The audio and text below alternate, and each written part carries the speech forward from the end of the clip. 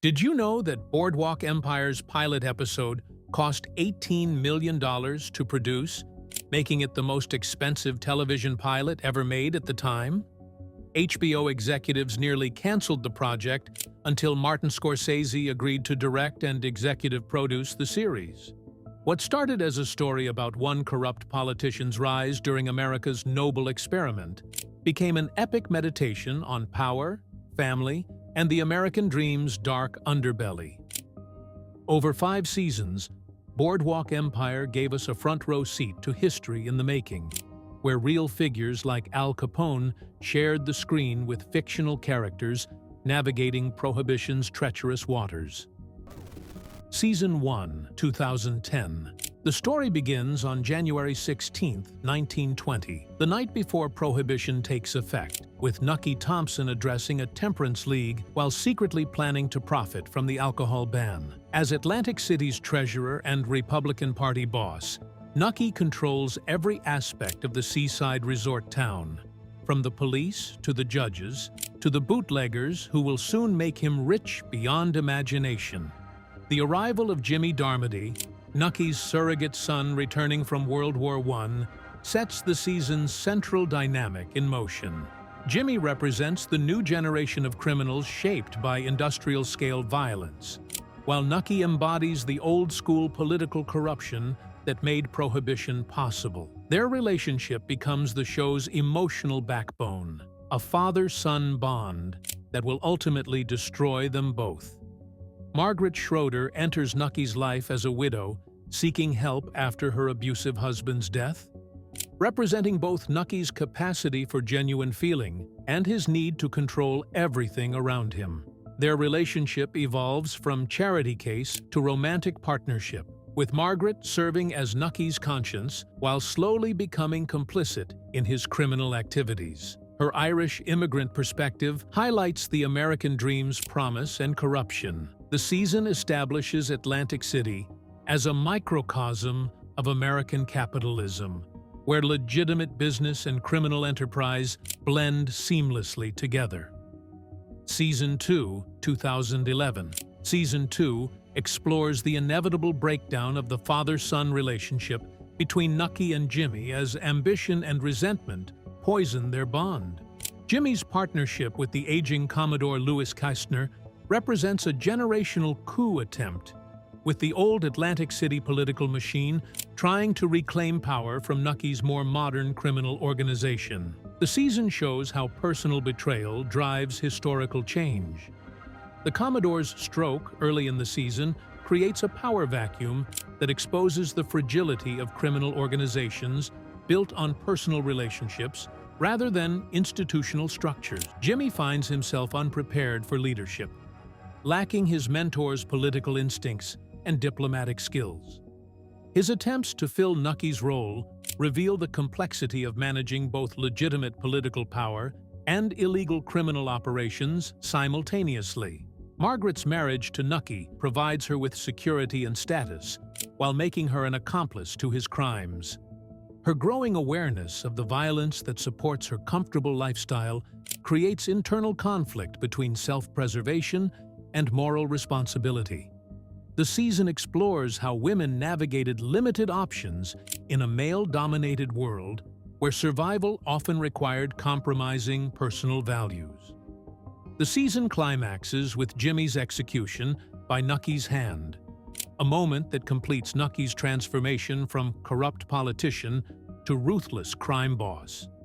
The killing represents not just personal betrayal, but the death of the old Atlantic City, where political corruption was gentleman's business rather than a blood sport. Season 3, 2012. Set in 1922, Season 3 shows Nucky fully embracing his role as a crime boss while dealing with the personal costs of his transformation. The introduction of Gyp Rossetti, a volatile gangster who challenges Nucky's control of the New York to Atlantic City alcohol pipeline, creates the season's central conflict. Rossetti represents pure chaos and violence, contrasting with Nucky's preference for negotiation and political solutions. Margaret's growing independence reflects the changing role of women during the 1920s, as she becomes involved in women's health issues and begins questioning her dependence on Nucky. Her subplot about birth control and women's reproductive rights connects to broader themes about personal freedom and social control that defined the Prohibition era. The season shows how political is always personal, especially for marginalized groups. Chalky White's storyline explores the complex relationship between Black Americans and Prohibition-era organized crime. His partnership with Nucky provides mutual benefit, but also highlights the racial limitations of criminal organizations that mirrored broader American society. The season introduces Dr. Valentine Narcisse, a Harlem intellectual who challenges both Chalky's local power and white criminal organizations' assumptions about Black capabilities. The season finale's bloodbath at Gillian's brothel represents the complete breakdown of civilized criminal behavior, forcing Nucky to accept that his world operates by different rules than legitimate politics. His alliance with Lucky Luciano and Meyer Lansky points toward the future of organized crime as a more businesslike and less personal enterprise. Season 4, 2013.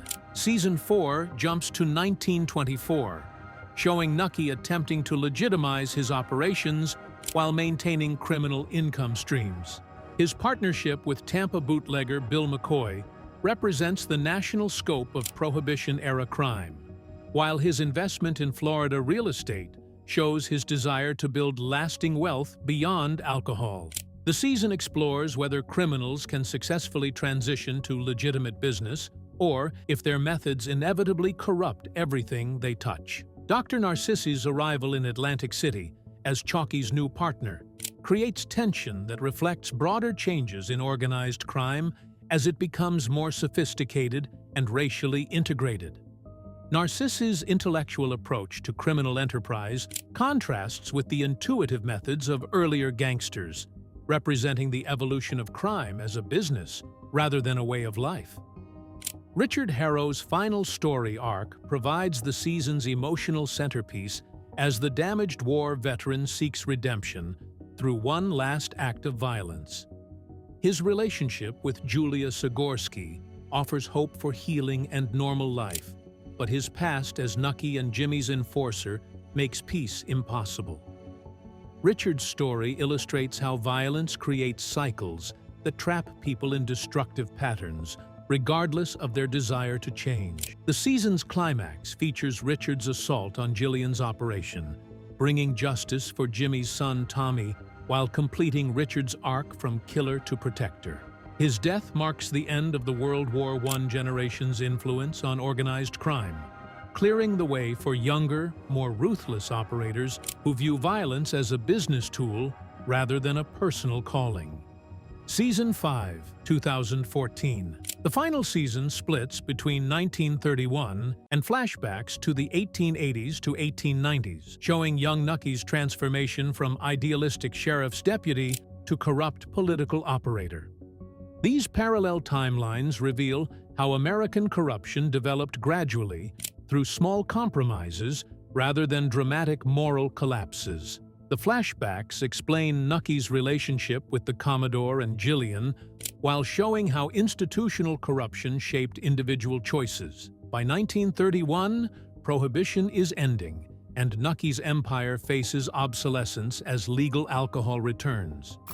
His attempts to transition to other criminal enterprises bring him into conflict with Lucky Luciano's new national crime syndicate, which operates with corporate efficiency rather than personal relationships. The season shows how criminal organizations evolved to survive changing legal and social conditions. Jillian's trial for the murder of Roger McAllister forces Nucky to confront the personal costs of his criminal career.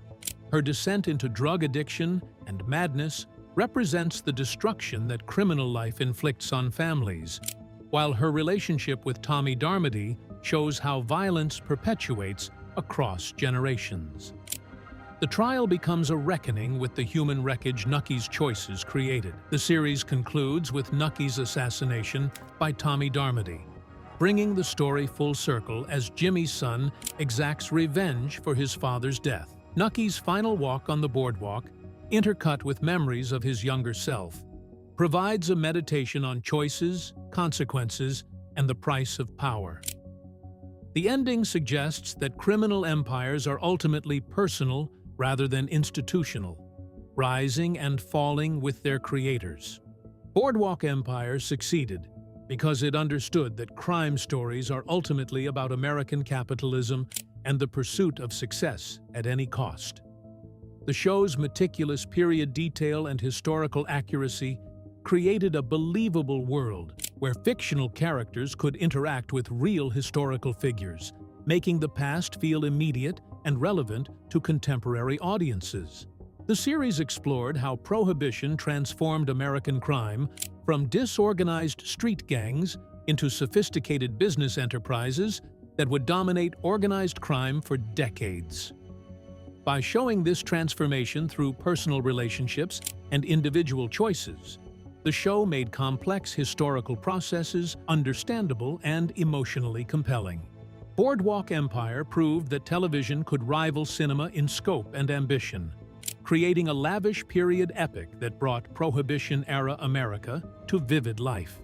From that first New Year's Eve celebration to Nucky's final walk on the boardwalk, it gave us 56 episodes exploring how the American dream became a criminal enterprise. If you enjoyed this journey through Jazz Age corruption, hit subscribe for more legendary TV breakdowns.